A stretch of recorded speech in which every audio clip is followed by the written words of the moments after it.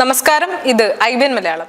DG പബും editors ഗിൽഡും ഇനിയും സന്നിഗ്ധ ഘട്ടത്തിൽ രാഷ്ട്രത്തിന് പണിതരും.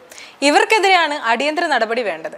രാഷ്ട്രവിരുദ്ധവും കുൽസിതവുമായ വാർത്തകൾ നിരന്തരം ഉൽപ്പാദിപ്പിക്കുന്നവരുടെ ഒരു കൂട്ടായ പരിശ്രമമാണ് DG പബ്.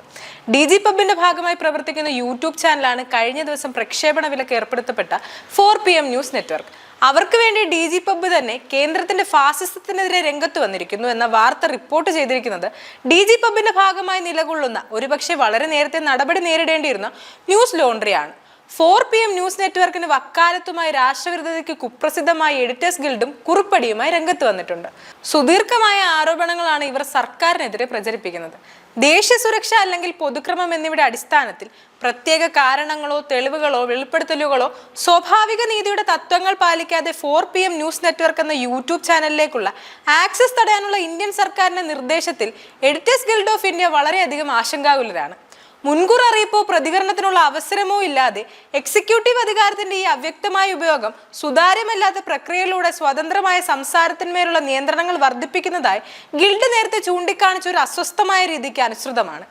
ഏകപക്ഷീയമായി നീക്കം ചെയ്യൽ ഉത്തരവുകൾ സംസാര സ്വാതന്ത്ര്യത്തിനുള്ള മൗലികാവകാശത്തെ ദുർബലപ്പെടുത്തുന്നു. ഇന്ത്യൻ മാധ്യമ സ്ഥാപനങ്ങൾക്കെതിരായ സമാനമായ നിരവധി നടപടികളുടെ തുടർച്ചയാണ് 4PM ന്യൂസ് നെറ്റ്വർക്കിന്റെ നിരോധനം. 2025 ഫെബ്രുവരിയിൽ ഒരു സർവാദരണീയമായ തമിഴ് വാർത്താ മാസികയായ വികടന്റെ വെബ്സൈറ്റ് ഒരു ആക്ഷേപഹാസ്യ കാർട്ടൂൺ പ്രസിദ്ധീകരിച്ചതിനെ തുടർന്ന് ബ്ലോക്ക് ചെയ്യുകയുണ്ടായി. മുന്നറിയിപ്പോ ഉചിതമായ നടപടിക്രമമോ ഇല്ലാതെയാണ് നടപടി സ്വീകരിച്ചത്. മദ്രാസ് ഹൈക്കോടതി പിന്നീട് ഇടക്കാല ആശ്വാസത്തിന് ഉത്തരവിട്ടെങ്കിലും അവ്യക്തമായ എക്സിക്യൂട്ടീവ് ഉത്തരവുകളിലൂടെ പത്രപ്രവർത്തനത്തെ അടിച്ചമർത്താനുള്ള സർക്കാരിന്റെ വർദ്ധിച്ചു വരുന്ന പ്രവണതയാണ് കേസ് പ്രതിഫലിപ്പിച്ചത്. നേരത്തെ 2023 ഓഗസ്റ്റിൽ ഡിജിറ്റൽ വാർത്താ ഏജൻസിയായ ദി കശ്മീർ വല്ലിയുടെ വെബ്സൈറ്റും സോഷ്യൽ മീഡിയ അക്കൗണ്ടുകളും നോട്ടീസ് ഇല്ലാതെ ബ്ലോക്ക് ചെയ്തു. 2022 ഏപ്രിലിൽ സമാനമായ അവ്യക്തമായ സാഹചര്യങ്ങളിൽ 18 ഇന്ത്യൻ യൂട്യൂബ് വാർത്താ ചാനലുകൾ ബ്ലോക്ക് ചെയ്യാൻ ഇൻഫർമേഷൻ ആൻഡ് ബ്രോഡ്കാസ്റ്റിംഗ് മന്ത്രാലയം ഉത്തരവിട്ടു. ഇങ്ങനെ വിശദമായ ഒരു കുറ്റപത്രം പ്രചരിപ്പിക്കുകയാണ് എഡിറ്റേഴ്സ് ഗിൽഡ്. ശൗര്യചക്രം നൽകി രാഷ്ട്രം ആദരിച്ച വ്യക്തിയുടെ മാതാവിനെ നാടുകടത്താൻ സർക്കാർ ഉത്തരവിട്ടു എന്ന വ്യാജ വാർത്ത പ്രചരിപ്പിച്ചത് കഴിഞ്ഞ ദിവസം മുഖ്യധാരാ മാധ്യമങ്ങളാണ്.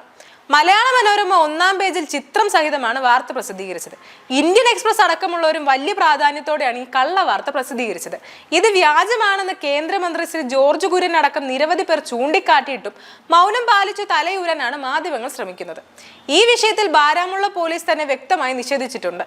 യുദ്ധ സാഹചര്യത്തിൽ ആഭ്യന്തര അന്തരീക്ഷം കലുഷിതമാക്കാൻ ലക്ഷ്യമിട്ടുള്ള ആസൂത്രിത നീക്കമാണ് മാധ്യമങ്ങളിൽ നിന്നും ഉണ്ടായിരിക്കുന്നത്. എല്ലാ മുഖ്യധാരാ മാധ്യമങ്ങളും ഗ്രീൻ മീഡിയ സിൻഡിക്കേറ്റും മറ്റു ചിലവിൽ അവരുടെ സ്ലീപ്പർ സെല്ലുകളും സജീവമാണ്.